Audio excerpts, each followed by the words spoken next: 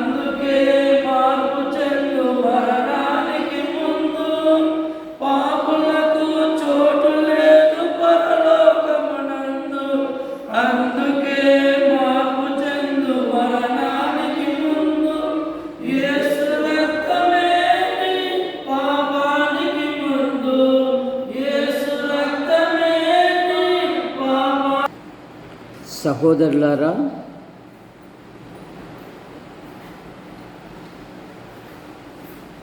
రెండవ పేతురు పత్రిక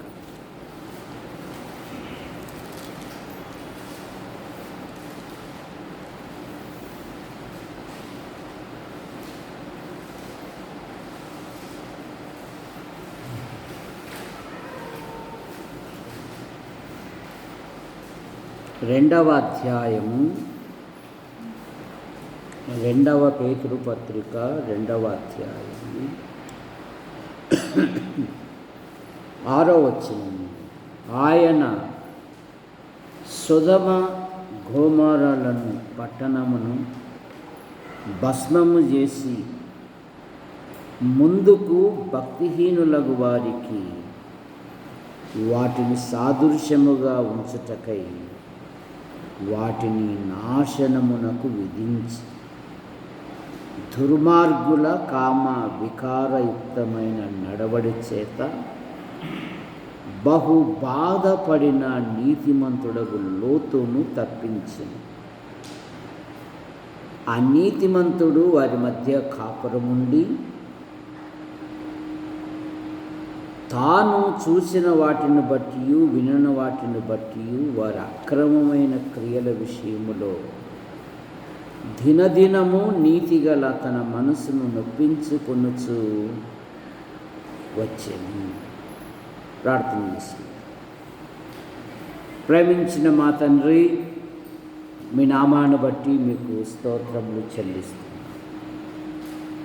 యేసు ప్రభువా, జగదీష్ పరీక్షలు రాశాడు, మరి మంచి ఫలితాలతో పాస్ అవునట్లుగా మీ కృపను. బిషప్ పెద్ద కుమార్తె స్వర్ణ, రేపు ఉదయము పరీక్ష ఉంది, మంచి సబ్జెక్టులతో మంచి మార్కులతో పాస్ అవునట్లుగా మీ కృపను.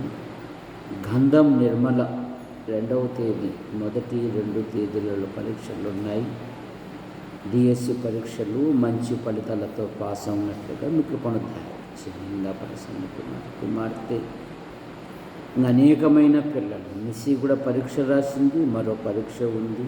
మీ కృపను దయచేయండి నైనా.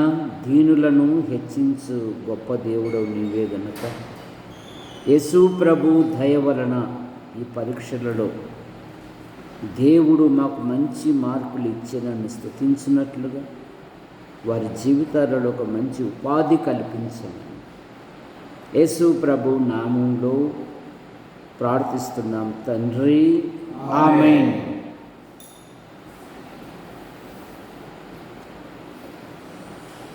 ఆ నీతిమంతుడు వారి మధ్య కాపురముండి తాను చూసిన వాటిని బట్టి వినిన దానిని బట్టి వారి అక్రమమైన క్రియల విషయంలో దినదినము నీతిగల తన మనస్సు నొప్పించుకొనుచు వచ్చెను.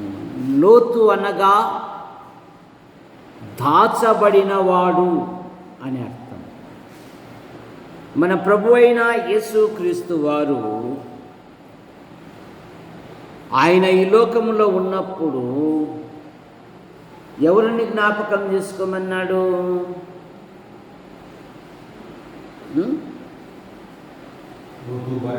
నా దగ్గరే సగం జవాబు ఉంది.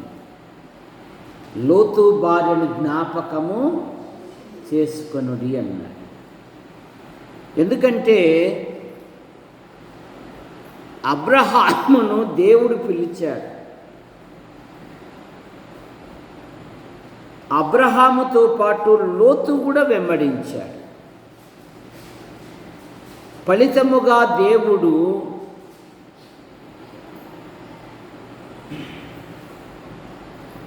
అబ్రహాము లోతు కలిసి నివసించలేనంత విస్తారమైన సంపద వారికి ఉంది. సంపద వలన సంతోషం ఉంటుంది అని అనుకోబాకండి. సంపద వలన సమస్యలు వస్తాయి. ఆదికాండం 13వ అధ్యాయం 5వ వచనములో లోతు కాపరులకును అబ్రహాము కాపరులకును కలహమొచ్చెను అనే మాట మనం చూస్తాం. అబ్రహాము విశ్వాసవీరుడు గనుక ఒక శ్రేష్టమైన మాట అంటున్నాడు, మనము సహోదరులము, మనకు కలహము ఉండకూడదు. విశ్వాసుల మధ్య ఏముండకూడదు? భేదాభిప్రాయాలు ఉండకూడదు. ఒకరంటే గిట్టని స్వభావం ఉండకూడదు. ఎందుకంటే బైబిల్ ఏం చెప్పిందంటే సహోదరులు అంటే అందులో సహోదరులు కూడా ఉన్నారు. ఆదాము ఏమన్నాడు? అవ్వతో ఏమన్నాడు?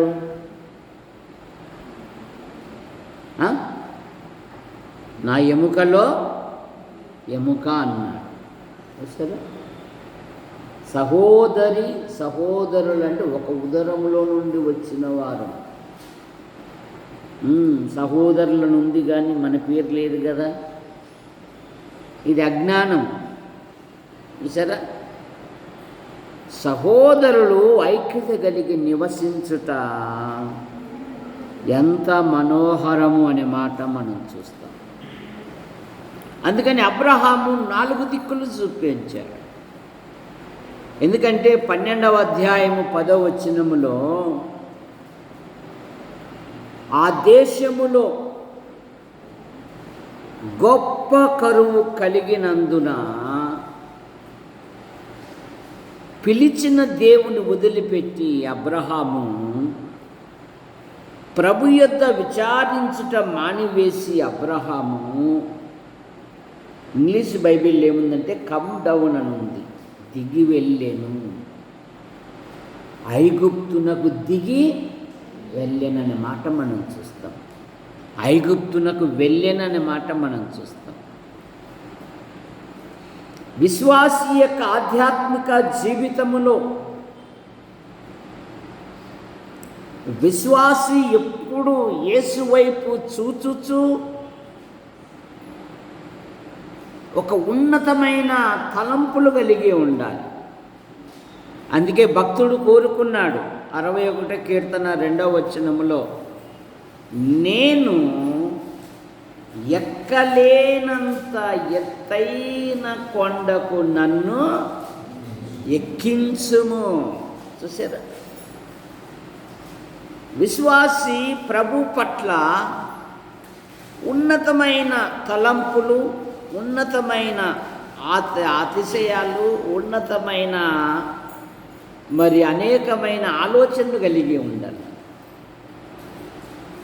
నేను ఎక్కలేనంత ఎత్తైన కొండకు నన్ను ఎక్కించుము అని అడుగుతున్నాడు భక్తుడు. కాలేబు కూడా ఈ కొండ ప్రదేశము నాకిమ్ము అన్నాడు. నాకు ఎక్కుటకును దిగుటకును మోషే నన్ను వాగ్దానాన్ని దేశానికి పంపించినప్పుడు అప్పుడు 40 సంవత్సరాలు, ఇప్పుడు నాకు 80 సంవత్సరాలు. అప్పుడు ఎంత బలం ఉండేనో ఇప్పుడు నాకంతే బలం.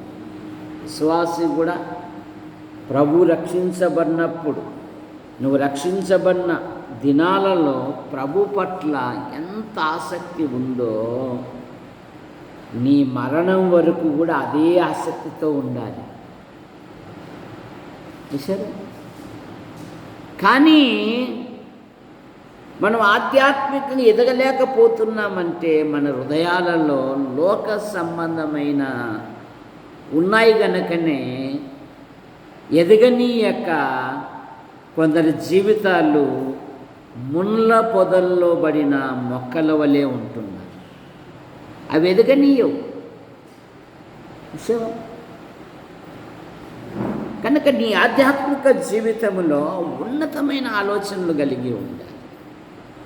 ఎప్పుడైతే అబ్రహాము ఐగుప్తునకు వెళ్ళాడో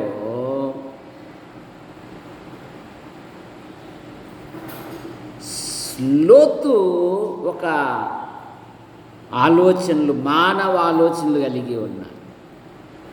ఇక్కడ వ్యాపారం ప్రారంభిస్తే, ఇక్కడ పని ప్రారంభిస్తే నేను ఎంతైనా మా అన్న కంటే ధీటుగా అవుతాను కదా అని ఆలోచనలు పెట్టుకున్నాడు. అబ్రహాం ఏమో అవమానించబడ్డాడు, రాజుగారు గద్దించారు. అందుకని ఎప్పుడైతే పశ్చాత్తాపము కలిగిందో అబ్రాహాముని గురించి ఏం చదువుతామంటే, తాను మొదట కట్టిన బలిపీఠం యొద్దకు మరలా చేరునన్న మాట మనం చూస్తాం. అంటే విశ్వాస జీవితంలో లోక సంబంధమైన విషయాలలో పడిపోయినప్పుడు సరిదిద్దుకోవాలి. ఏంది లేస్తానే అన్న అంటావు, లేస్తానే ప్రార్థన అంటావు, లేస్తానే దేవుని మందిరం అంటావు. మనకేం పని పాటలు లేవా? మనకు కూడా పిల్లలు ఉండారు కదా. ఎప్పుడు అబ్రాహ్మణ ఇదే ఆలోచన నీకు? మనకు పిల్లలు ఉన్నారు కదా, మరి ఏమైనా వాళ్ళ కోసము 4 రాళ్ళు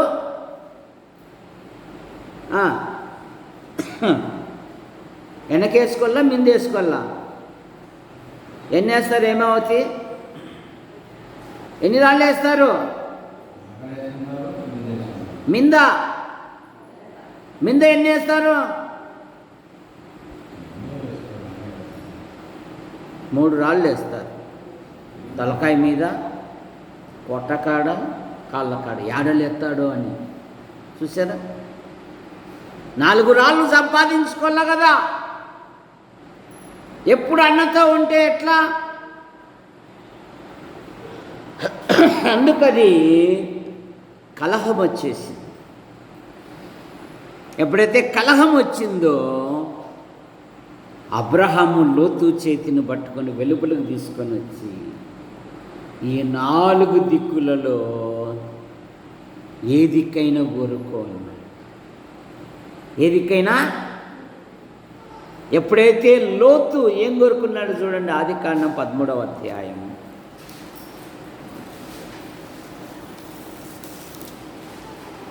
9వ వచనం. ఈ దేశమంతా నీ ఎదుట ఉన్నది కదా, దయచేసి నన్ను విడిచి వేరుగా ఉండుము.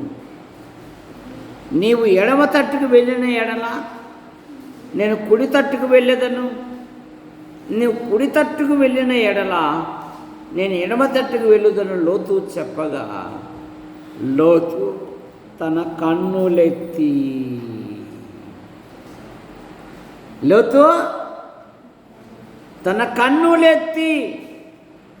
యోర్దాను ప్రాంతమంతటినీ చూశాను. యెహోవా సొదొమ గోమొర అనే పట్టణములను నాశనము చేయక మునుపు సోయారు వచ్చు వరకు అదంతయు యెహోవా తోట వలెను, ఐగుప్తు దేశము వలెను నీళ్లు పారుచున్న దేశమై ఉండెను. తన కన్నులెత్తి. సరే, మన ఆధ్యాత్మిక జీవితములో మన నేత్రములు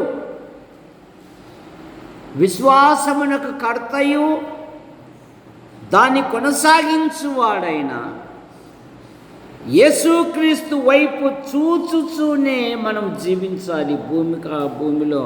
భూమి మీద ఉన్నంతక ఆయన వైపు చూచుచు మన ఎదుట ఉంచబడిన పందెములో ఓపికతో పరిగెత్తాలి. ఎప్పుడైతే లోతు సొదొమ వైపు చూశాడో ఆధ్యాత్మికంగా నష్టపోయాడు. అవ్వ చూచుటకు రమ్యమైనది. చూసారా, ఆశించింది. తాను తినడం గాక తన భర్తకు కూడా ఇచ్చేసింది. మహిమ దేహము కలిగిన వారు దేవుని మహిమను కోల్పోయి చెట్ల చాటున దాక్కొని, అంతకు మునుపు చల్లని పూట ఆకాశములు మహాకాశములు పట్టజాలని దేవుడు ఏదేను తోటలో వారిద్దరితో కలిసి నడుస్తూ ఉంటే ఎంత గొప్ప సహవాసం అండి. కోల్పోయారు. దేవుడు ఆజ్ఞ ఇచ్చాడు, ఈ తోట నీ స్వాధీనం, ఇందులో ఏదైనా తినవచ్చు, అక్కడికి వెళ్ళకు. బుద్ధిహీనులంట ఏం తెచ్చుకుంటారంట, కోరి ఏం తెచ్చుకుంటారంట? బుద్ధిహీనులు కోరి కోరి కోరి కోరి నష్టం తెచ్చుకుంటారు. కరెంటు వలన ఎన్నో ప్రయోజనాలు. ఒక గడుగ్గాయికి కరెంటు ఎట్లుంటుందని తీగలు పట్టుకున్నాడు. కరెంటు ఏ రంగులో ఉంటుందో అని.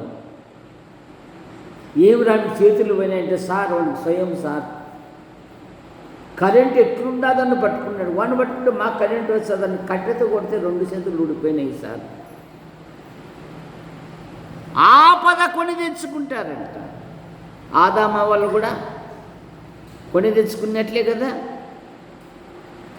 అయినా మేము ముగ్గురమే కదా మాట్లాడి, నువ్వెవరు అన్నింటే కనుక సాతాను ఆ రోజు ఇంత శోధన ఉండేది కాదు. సాతానుడు నిన్ను పడగొట్టడానికి, చెడగొట్టడానికి, నిన్ను బలహీనపరచడానికి మాటలే ముఖ్యం. వచ్చాడు, మాటలు పెట్టుకున్నాడు, అన్నీ తినచ్చా అని. మనం అంతే కదా, ఏమట్లుండవు దిగాలిగా,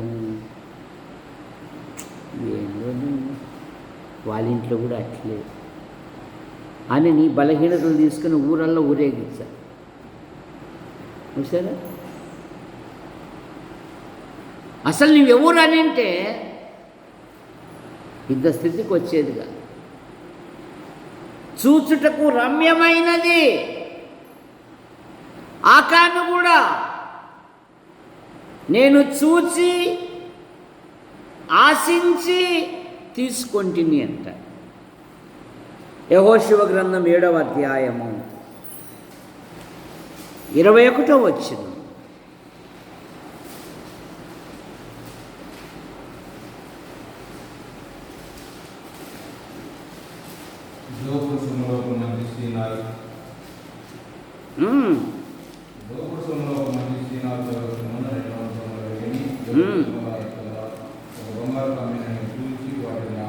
నేను చూసి వాటిని ఆశించి తీసుకొంటిని.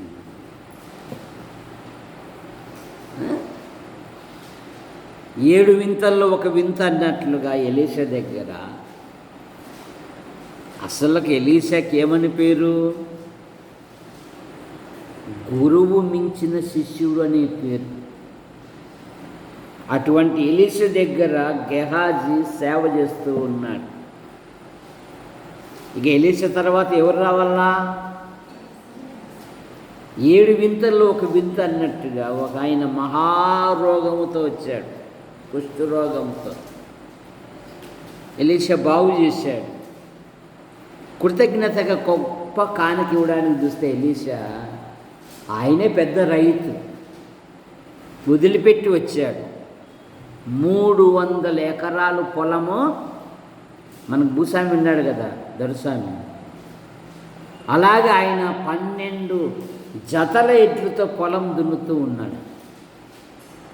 ఏలియా వచ్చి దుప్పటి వేస్తే మనమన్నా లోకం వైపు చూస్తాం, ఎలీషా అలా కాదు, ఆ ఎద్దులతోని గొప్ప వంటకం చేసి విందు చేశాడు. ఆ గుంటికెళ్ళను మళ్ళా నేను పట్టుకోకూడదు, వాటితోనే వంట చేసి భోజనం పెట్టి ఏలియాను వెంబడించాడు. ఇప్పుడు నయమాను కృతజ్ఞతగా కానుకలు ఇస్తా ఉంటే ఏమన్నాడు తెలుసా ఎలీషా? నాకు దేవుని సన్నిధి ఉంది, నాకేం అక్కర్లేదు అని. నేను ఎవని సన్నిధిలో నిలబడి ఉన్నానో, కానీ మనకు దేవుని సన్నిధి అంటే అంత నిర్లక్ష్యం. ఎలీషా తృణీకరించాడు. శిష్యునికి ఏంది, ఈ ముసలోని కన్నా మనసు లేదు, నేను పోతాన్ని మనసులో పథకం అల్లుకొని పోయాడు. అయ్యా అయ్యా అయ్యా ఏమయ్యా ఎన్నికొచ్చా? అనుకోకుండా 2 అతిథులు వచ్చారయ్యా, చూశారు కదా మా బోధకుని యొక్క జీవితము. వాళ్ళ ఇంటికి వస్తే ఒకరికి అన్నం పెట్టే స్థితి కూడా లేదు కదా, అందుకని మీరు ఏమైనా ఇస్తే వాళ్ళకు చూసారు అల్లుకుంటున్నారు. కథలో అల్లికలైతూ ఉన్నాయి, అల్లుకుంటున్నారు. అడిగాడు, ఎక్కడ పోయింటివిరా అన్నాడు. అబ్బే నేను ఎక్కడ పోలేదని అంటున్నాడు. రే నా మనసు నీతో కూడా ఇది సమయమా? నయమాను కలిగిన కుష్టు నీకును నీ ఇంటికి జీవితాంతం ఉండునుగాక. ఆశించి ఆరోగ్యవంతుడు ఏమైనాడు? అనారోగ్యం తెచ్చుకున్నాడు. ఆశించి ఆకాను కుటుంబానికి బాధ తీసుకొచ్చాడు. లోతు కుటుంబం ఎప్పుడైతే సొదొమ గొమొర్రాకు వెళ్ళిందో పాడైపోయినది. మనకు విశ్వాసి జీవితములో లోకములో ఉన్నదంతయు శరీరాశ, నేత్రాశ, జీవపు డంబము, ఇవి తండ్రి వలన పుట్టినవి కావు. ఎవడు లోకమును ప్రేమిస్తాడో దేవుని ప్రేమ వానిలో పెదవులతో నటించవచ్చు, దేవుని పట్ల గొప్ప ప్రేమ ఉన్నట్ల, కానీ వాని హృదయము లోకంలో అతుక్కొని పోయి ఉన్నది.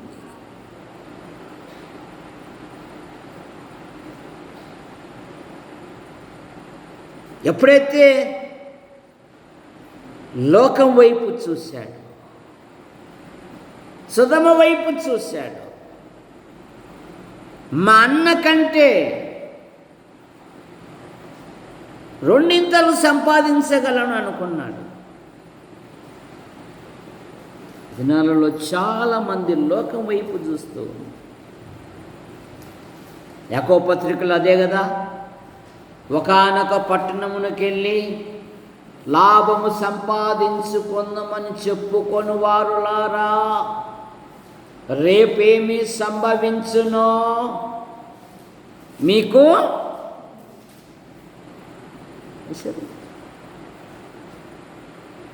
పాపం. ఆ డాక్టర్లు అక్కడ చక్కగా 30 మంది డాక్టర్లు ఆ భవనంలో తింటూ ఉన్నారండి. వాళ్ళకి తెలుసా విమానం వాళ్ళ మీద పడుతుందని.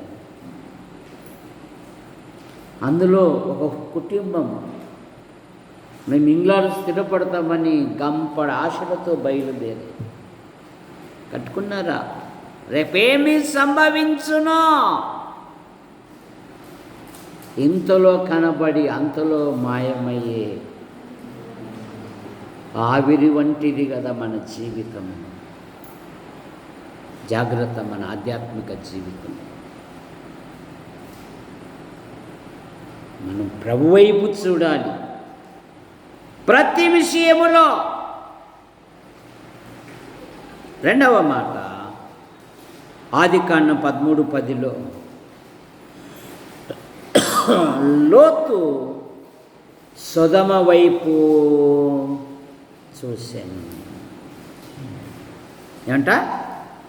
కన్నులెత్తి చూచుట, సొదమ వైపు చూసెను.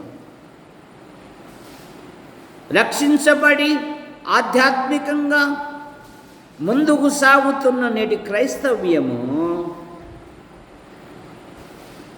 ప్రభు వైపు చూడడం లేదు, లోకం వైపు, లోకములో ఉన్న వాటి వైపు చూస్తూ ఉన్నారు. జాగ్రత్త మన ఆధ్యాత్మిక జీవితం. లోతు సొదమ వైపు చూశాను. మన ఆధ్యాత్మిక జీవితంలో ఆ ప్రాంతం అంతా ఎలా ఉందంట? చూచుటకు ఐగుప్తు దేశము వలెను నీళ్లు పారుచున్న దేశమై ఉండెను. సంపాదించాలి, వ్యాపారం ప్రారంభిస్తే ఇక్కడ ఎప్పుడు లాభాలే కదా. కానీ మన ప్రభు అయిన యేసుక్రీస్తు వారు మనల్ని రక్షించుటకు, మన క్షేమము కొరకు ఆయన ఆకాశం వైపు కన్నులెత్తి ప్రార్థిస్తూ ఉన్నారు. లోకం వైపుగా చూడాల్సింది, ఆకాశం వైపు కన్నులెత్తి ప్రార్థిస్తూ ఉన్నాడు. ఆశీర్వాదం కొరకు ఆయన ప్రార్థిస్తూ ఉన్నాడు. ఆయన ఆ యొక్క 5 రొట్టెలు 2 చేపలను తన చేతుల్లో ఉంచుకొని ఆకాశం వైపు చూసి ప్రార్థించాడు. వారి ఆకలి తీరడమే గాక వారిని తృప్తిపరిచి ఇంకా 12 గంపలు మిగిలినట్లుగా మనం చూస్తాం. లోకం వైపు కాదు నువ్వు చూడాల్సింది, మన ఆధ్యాత్మిక జీవితంలో ఆయన వైపు చూడు, ఆయన కొరకు ఉండాలి. అందుకే 119వ కీర్తన 37వ వచనములో దావీదు అంటాడు కదా, వ్యర్థమైన వాటిని చూడకుండునట్లు నా కన్నులను త్రిప్పివేయము.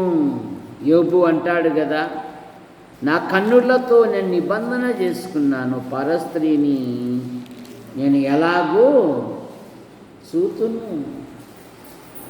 జాగ్రత్త, నీ చూపు ఎలాంటిది?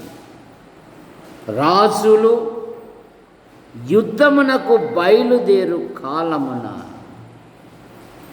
దావీదు యెరూషలేములో నిలిచెను. సైన్యానికి ముందు రాజు ఉండాలి. తన రాజ్య విస్తీరణ కొరకు ప్రయాసపడుతూ ఉంటే సైన్యము ఈయన అంతఃపురంలో నిలిచిపోయాడు. చూడరాని దృశ్యం చూశాడు, ఆధ్యాత్మికంగా నష్టపోయాడు. దావీదు కిరీటాన్ని కోల్పోతే యోసేపు కిరీటాన్ని ధరించాడు. కారణమేమి? ఆ దృశ్యము నుండి పారిపోయాడు. అదృశ్యుడైన దేవునికి నేను ఎలాగూ మూట కట్టుకొందును. దేవుని భయం.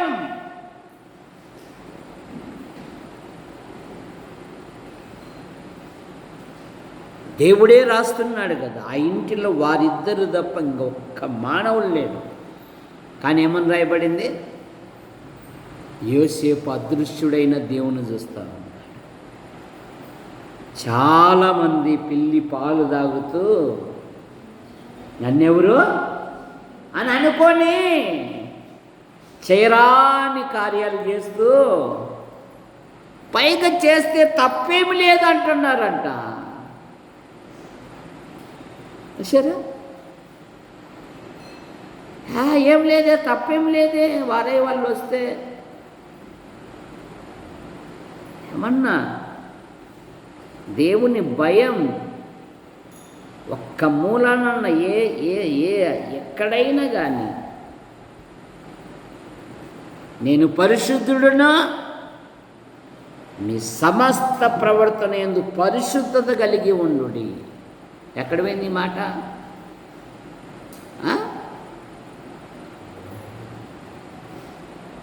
అనుకూలపరుచుకుంటున్నారు వాక్యాలను తమకు అనుకూలంగా. దేవుని వాక్యము రెండంచుల ఖడ్గం. చూసారా? చాలామంది ఇదిగో లోకమనే సొదొమ గొమొర్రా అనే లోకాన్ని చూస్తూ ఆశించాడో 13వ అధ్యాయము 10వ వచనము ఆదికాండం.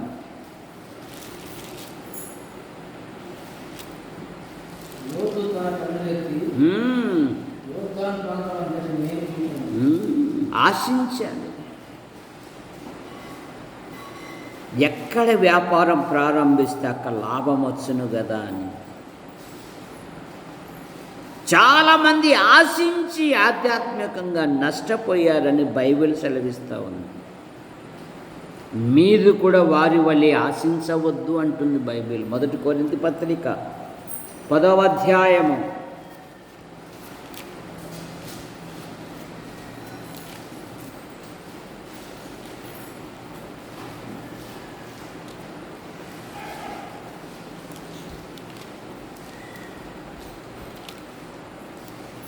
1 కొరింథీ పత్రిక 10వ అధ్యాయం 6వ వచనం. వారు ఆశించిన ప్రకారము మనము చెడ్డ వాటిని ఆశించకుండునట్లు ఈ సంగతులు మనకు దృష్టాంతములుగా ఉన్నాయి. వారు ఆశించిన ప్రకారం సరే మనము ఆశించకుండునట్లు. ఆశిస్తే తప్పు లేదే అంటున్నారండి. వీడేమని చెప్తుంది బైబిల్లో? వారి వలె ఇశ్రాయేలు ప్రజల వలె 11వ వచనంలో ఈ సంగతులు దృష్టాంతములుగా వారికి సంభవించి యుగాంతమందున్న మనకు బుద్ధి కలుగుటకై ఇవి. ఎక్కడ పోయింది ఈ మాటోనికి, ఆ చెప్పేటోనికి?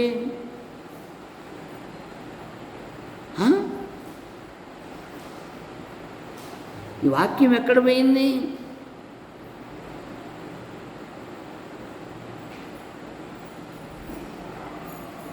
సొదొమను ఆశించాడు.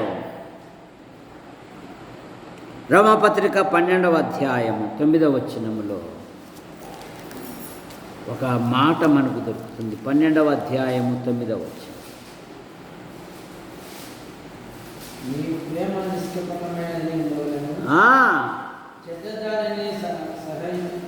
చెడ్డదానిని అసహించుకొనుచు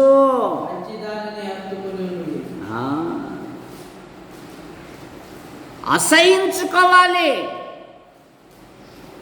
యోసేపు అసహించుకున్నాడు. అది చెడు.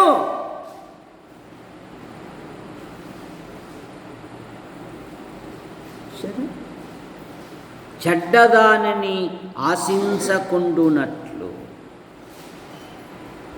మన ఆధ్యాత్మిక జీవితములో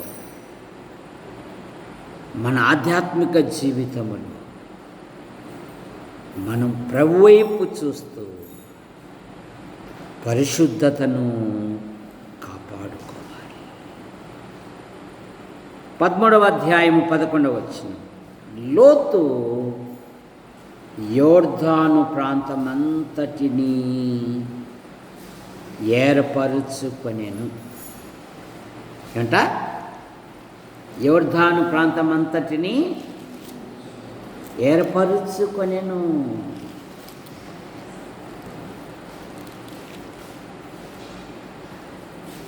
యోర్దాను ప్రాంతం అంతటిని ఏర్పరుచుకొని నీవేం ఏర్పాటు చేసుకుంటున్నావు? లోతు ఏర్పాటు చేసుకుంటున్నాడు. జాగ్రత్త మన ఆధ్యాత్మిక జీవితంలో. ఇక్కడైతే నేను సెటిల్ అవుతాను, ఇక్కడైతే నేను బాగుపడతాను, ఇక్కడైతే నాకు బాగుంటుంది. ఏంది ఎక్కడ పోయినా కూడా మాకు కష్టాలే, మాకు బాధలే. కరువు కాలంలో బెత్లెహేముకు పాస్టర్ మీ సంఘస్థులంతా రాలేదు. ఏంది పాస్టర్ ఎదుగుదల లేకుండా విశ్వాసులను అట్లా వదిలేస్తే ఎట్లా అండి? తీసుకురావాలి కదా. రే ప్రార్థన ఉంది, మనం ముందు పోదాం రాని, రేపు శనివారం ముందే తీసుకొస్తావా? తప్పట్లు కొట్టండి తీసుకొస్తాడంట. సరే పాస్టర్ అట్లా వదిలిపెట్టకూడదండి, దేవునికి లెక్క అప్ప చెప్పాలా మనం. ఏమంట ఏర్పరచుకొనెను. సామెతల గ్రంథం 21వ అధ్యాయం మొదటి వచనం, 21 మొదటి వచనం. ఒకడు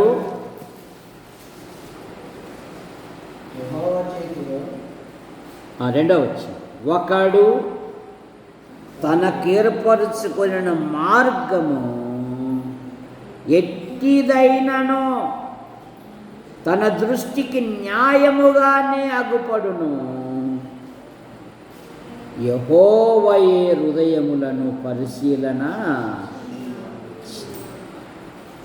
ఒకడు తనకెట్టి మార్గము ఏర్పరుచుకుంటున్నారు ఎలాగైనా. 16వ అధ్యాయం 22వ వచనంలో కూడా సామెతల గ్రంథంలో తెలివిగలవానికి వాని తెలివి జీవపూట, మూఢులకు వారి మూఢత్వమే శిక్ష. 25 ఒకని మార్గము వాని దృష్టికి యథార్థముగా కనబడును, అయినను మరణమునకే దారి తీయును. బెత్లెహేము ఇశ్రాయేలు దేశం, బెత్లెహేం అంతటికి కరువు వస్తే బెత్లెహేములో ఉన్న ప్రజలందరూ విడిచిపోలే. అందుకే బెత్లెహేమునకు రొట్టెల గృహము అని అర్థము, ఆహార నిలయము అని అర్థము. రోమాపత్రికలో 8వ అధ్యాయములో కరువైన ఖడ్గమైన క్రీస్తు ప్రేమ నుండి మనల్ని ఏదియో ఎడబాప నేరదని వాళ్ళు ఉంటే ఒకరు ఏర్పరచుకుని వెళ్ళారు. ఎక్కడికి వెళ్ళారు రజా? హలో, ఎక్కడికి వెళ్ళారు? పెద్ద ఒడుగురికి వెళ్ళారా, చిన్న ఒడుగురికి వెళ్ళారా, యా ఊరికి వెళ్ళారు చెప్పు? ముప్పాల గుత్తికి పోయారా? ఎక్కడికి వెళ్ళారు? ఒక మనుష్యుడు తన భార్య పిల్లలను తీసుకొని మోయాబునకు వెళ్ళిరి. మోయాబులోనే కాపురము. వర్ధిల్లారా? సంబంధాలు పెట్టుకున్నారు, పెళ్ళిళ్ళు కూడా చేసేరుకున్నారు. కానీ కుటుంబం వర్ధిల్లిందా? నష్టపోయింది కుటుంబం. కానీ బెత్లెహేమునకు దేవుడు ఒక ఒక ఒక శ్రేష్టమైన మాట. బెత్లెహేమును దేవుడు దర్శించెను. ఇంతకన్నా మంచి మాట, ఇంతకంటే వాగ్దానం కావాలండి. దేవుడు దర్శించెను. నీ ప్రతి సమస్యలో ఆయన జ్ఞాపకం చేసుకుంటే చాలు, నువ్వు ధన్యునివి, ధన్యురాలు అయిపోతావు. పైగా నెపాలు పెడతా ఉంది నయోమి అక్క. నన్ను మారా నాకండు, సర్వశక్తుడు నన్ను బాధపరిచెను అంటుంది. దేవుడు బొమ్మన్నాడా, వీళ్ళు పోయారా? చెప్పు మరి అమ్మ, దారా మరి అమ్మ, నువ్వు చెప్పు. దేవుడు బొమ్మన్నాడా, వీళ్ళు పోయారా? ఏలియాకు దేవుడు ఏమన్నాడు? కరువు కాలంలో ఏడ కూర్చోమన్నాడు? లేచి కేరీకూతు వాగు దగ్గర సిడౌన్ అన్నాడు. అప్పుడు ఆహారము ఏమి తెచ్చాయి మేడం, కళా మేడం? గుడ్ల గూబలు తెచ్చాయా, పావురాలు తెచ్చాయా, నెమళ్ళు తెచ్చాయా? చెప్పు మేడం, నువ్వు చెప్పు మేడం, ఖచ్చితంగా చెప్పు. కాకులను పిలిచా. తర్వాత ఏటి నీళ్ళు ఎండిపోతే ఏమన్నాడు? స్టాండప్ అన్నాడు. అది కదా ఆ సారే పతని ఊరికి వెళ్ళవయ్యా, ఒక ఆమె నిన్ను పోషిస్తుంది అని. మరి వీళ్ళు కూడా అనొచ్చా? బాధలు కలిగినప్పుడేమో దేవుని మీదకి వేసేది, ఆశీర్వాదాలు వచ్చినప్పుడు ఇది మా కష్టము, మా శ్రమ, మాయ అని అంటున్నారు. కానీ యోబుని గురించి సాతాను ఎప్పుడో చెప్పాడు. ఏమని చెప్పాడు? అతని చేతి పనిని నీవు దీవించుట చేత అతడు గొప్పవాడాయను. నేను గొప్పవాడనయ్యానని చెప్పకూడదు ఎవరే. ప్రభుని హెచ్చించాలి. కన్నయ్యం ఏమంటుందో చూడండి, ఋతు గ్రంథం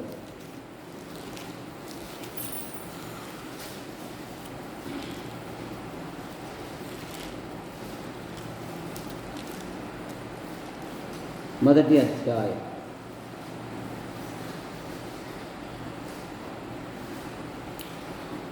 20 వచనం లేదా 19 నుండి, ఈమె నయోమి గదా అని అనుకొనుచుండగా ఆమె సర్వశక్తుడు నాకు దుఃఖము, నన్ను నయోమి అనక మారానుడి. నేను బెత్లెహేములో ఉన్నప్పుడు, నేను సంఘములో కొనసాగుతూ ఉన్నప్పుడు సర్వ సమృద్ధి కలిగిన దానిగా ఉంటుంది.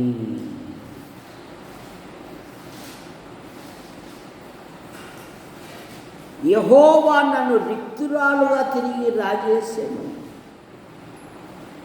యెహోవా నా మీద విరుద్ధముగా సాక్ష్యము పలికెను. సర్వశక్తుడు నన్ను బాధపరిచెను. బాధ తెచ్చుకునేది వీళ్ళ నయోమే. దేవుడే. వాళ్ళైతే ప్రార్థన చేయరు, గుడికి కూడా రారు, కానీ 3 కార్లు 6 డాబాలు ఉన్నాయి. నేనైతే ప్రతి ప్రార్థనకు వస్తా. నా పరిస్థితి ఇట్లా ఉంటుంది.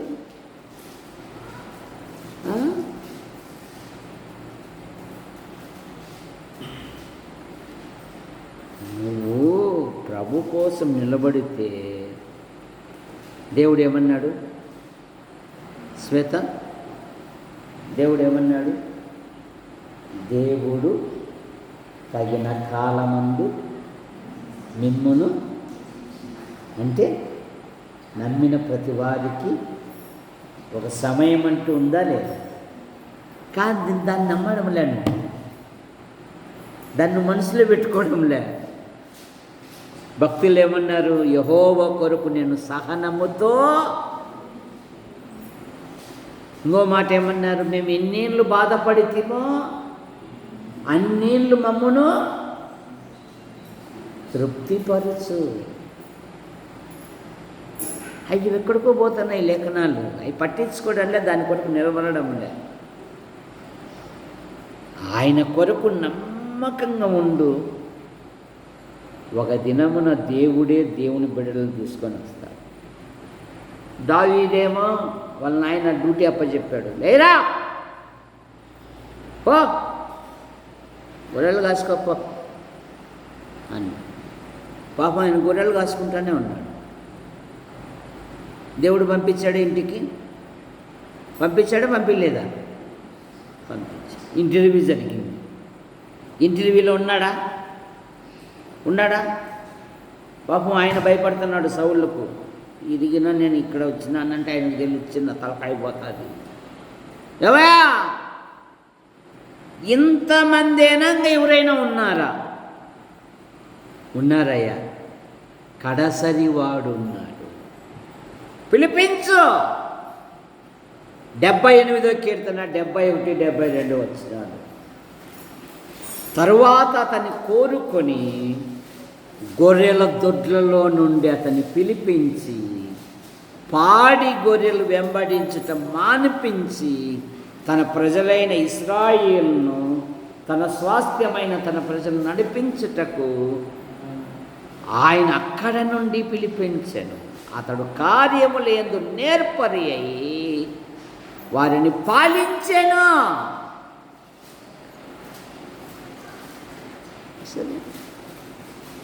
ప్రభు కొరకు ఎప్పుడైతే మనం సహనముతో నమ్మకంగా ఉంటామో ఆయన సమయములో ఆయన మనల్ని హెచ్చిస్తాడు.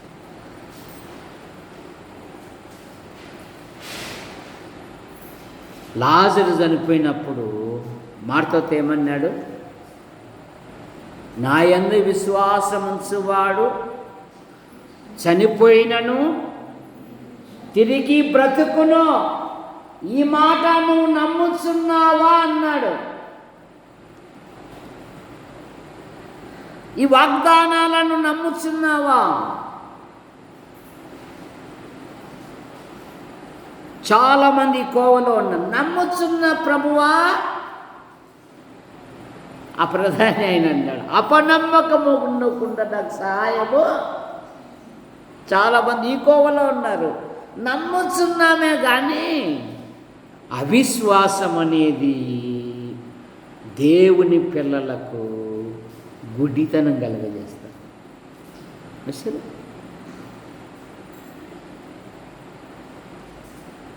నేను నమ్ముచున్నాను, నేను ప్రభు కొరకు నిలబడతాను, నేను ఆయన కొరకు నిలబడతాను అంటే ఆశ్చర్యకరంగా నేను వృద్ధిలోకి దేవుడు తీసుకున్నాను.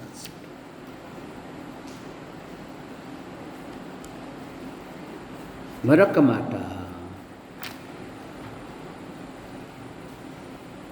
లోతు తూర్పునకు ప్రయాణము చేశాను. ఆదికాండం 13:11 అట్లు వారు వేరై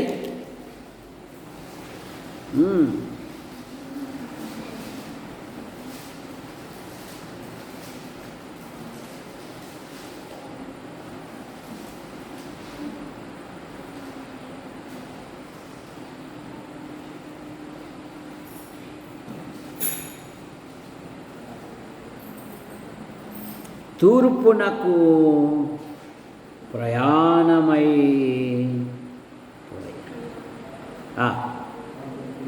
ఎక్కడ మాట 14వ వచనం చివరి భాగంలో, లేదంటే చివరి మాటల్లో కూడా చదవండి.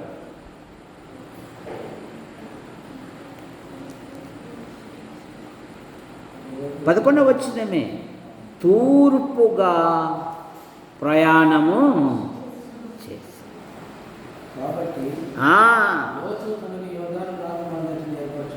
ఏర్పరచుకొనెను, తూర్పునకు ప్రయాణము చేశాడు.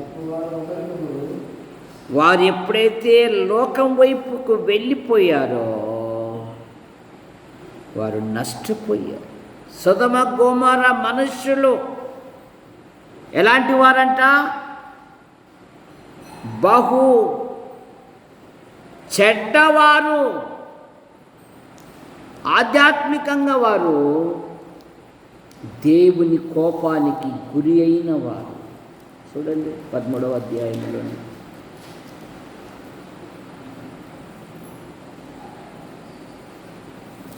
సొదొమ మనుష్యులు వాళ్ళకి చరిత్ర అక్కడే ఉంది చూడండి.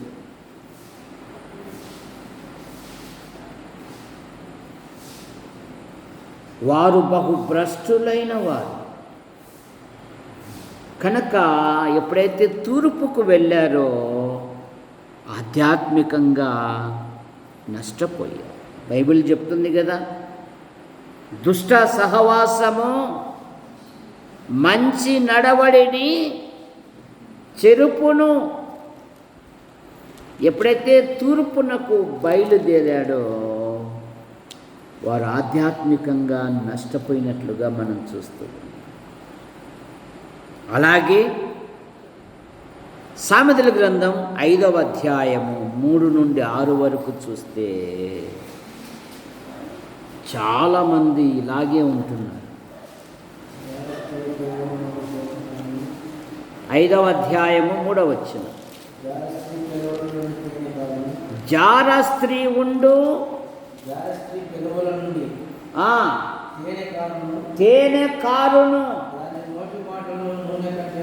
నునుపైనవి ముసిడి పడంత చేదు.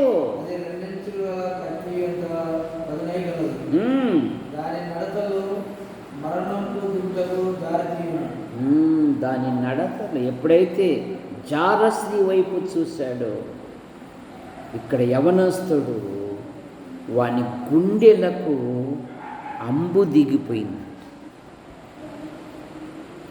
మన ప్రభు అయిన యేసుక్రీస్తు వారు చెప్పిన ఉపమానములో ఒక మనుష్యుడు యెరూషలేము నుండి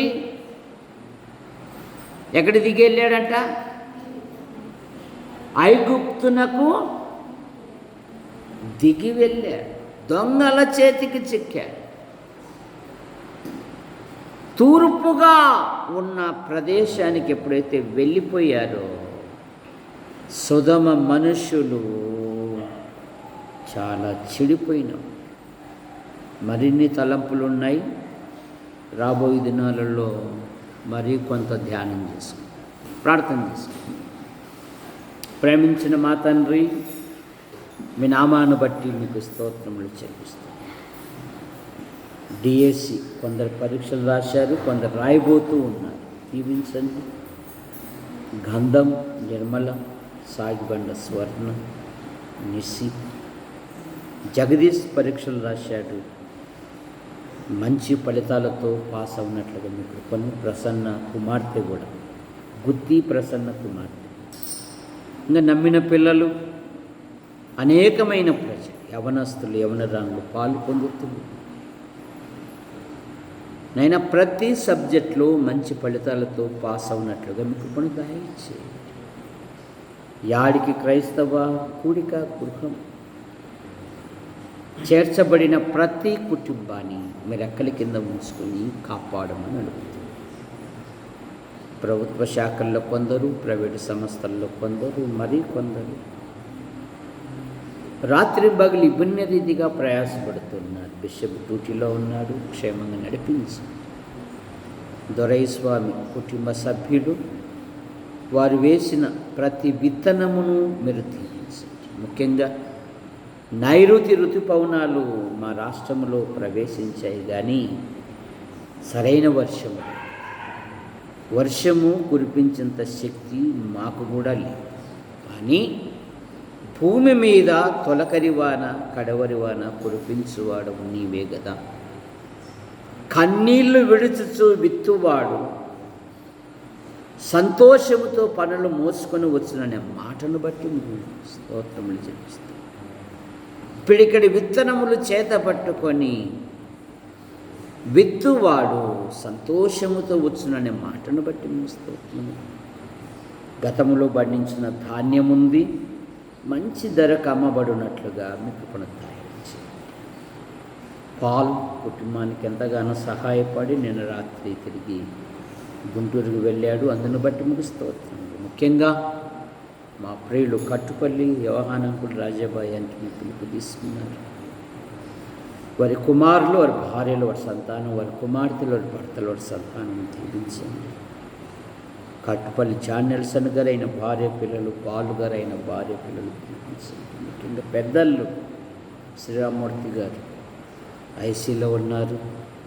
ఆయనకుంటున్న ప్రతి బలహీనత మీరు ముట్టి స్వస్థపరచండి. కుమార్తెలు, కుమారుని దీవించండి. మా డాడీ విషయంలో దేవుడు అద్భుతమైన స్వస్థత ఇచ్చెను అని స్తుతించినట్లుగా మీకు కొనతాయి. గుంటూరు, నంద్యాల, కర్నూలు, యాడికి, కొండూరు, కోనసీమ సంఘాలను కూడా బలపరచండి. మా యాడికి మండలమును, మా యాడికి ప్రజలను మీరు ఆశీర్వదించండి. మా మండలములో ఉంటున్న ఆసుపత్రి, MRO, MDO, panchayat, police station, మా మండల నాయకులను, అధికారులను దీవించండి. మా తాడపత్రి నియోజకవర్గం నాయకులను, అధికారులను మీరు దీవించండి. మా అనంతపురం జిల్లా కలెక్టర్ గారిని, కార్యాలయంలో నాయకులను, అధికారులను దీవించండి. మా తెలుగు రాష్ట్రాల ముఖ్యమంత్రులను, గవర్నర్లను మీరు దీవించండి. మా భారతదేశం కొరకే మేము ప్రార్థిస్తాం. ప్రధాని గారిని, రాష్ట్రపతి గారిని దీవించండి. దేశ సరిహద్దులున్న సైనిక పటాలను దీవించండి. నైనా విమానములో చనిపోయిన కుటుంబాలకు ఆదరణ దయచేయండి. ఒకని తల్లి వారిని ఆదరించున్నట్లు నేను మిమ్మల్ని ఆదరించదును. యేసు ప్రభువా, మా సంఘము నుండి, మా మండలము నుండి ఉపాధి కొరకు, ఉద్యోగం కొరకు, ఉన్నతమైన చదువు కొరకు వెలుపల ఉంటున్న ప్రతి కుటుంబాన్ని, ప్రతి విద్యార్థి దీవించండి. ప్రతి యవనస్తుని, యవనరాలను మీరు రెక్కల కింద ఉంచుకొని కాపాడు. నైనా ఉన్నతమైన చదువు, వివాహాల కొరకు, ఉద్యోగాల కొరకు ఎదురు చూస్తున్న బిడ్డలను దీవించండి. పురుషుల బాత్రూమ్ విషయంలో, పైన రేకుల శుద్ధి విషయంలో, ముందర స్థల విషయంలో కూడా మీకు కొనతాయి. యూట్యూబ్ ద్వారా వీక్షిస్తున్న ప్రతి వారిని దీవించండి. మా కొరకు ప్రార్థిస్తూ, మా అవసరాలు తీరుస్తూ మేము ప్రోత్సహిస్తున్న ప్రతి వారిని దీవించండి. యంత్ర శబ్దం ద్వారా ఎందరైతే వింటున్నారో ఆకర్షించండి. నైనా ముఖ్యంగా వర్షం కొరకే మేము ప్రార్థిస్తున్నాం. మేఘాలను కదిలించండి, సముద్రాలను కదిలించండి. బలమైన అల్పపీడనాలు ఏర్పడి బలమైన వర్షాలు పడునట్లుగా మీకు దయచేయండి. నరసింహకుంటున్న ప్రతి బలహీనత మీరు ముట్టి స్వస్థపరచండి. ఇసాకు ఇంటి పని జరుగుతూ ఉంది, దీవించండి. నైనా ఇలాగ ప్రతి అవసరాన్ని మీరు తీర్చండి. ఆశీర్వదించు హస్తాలకు అప్పచెప్పుకుంటూ యేసు ప్రభు నామములో ప్రార్థిస్తూ బయలుదేరుతున్నాం తండ్రి. ఆమేన్. అందరికి వందనాలండి.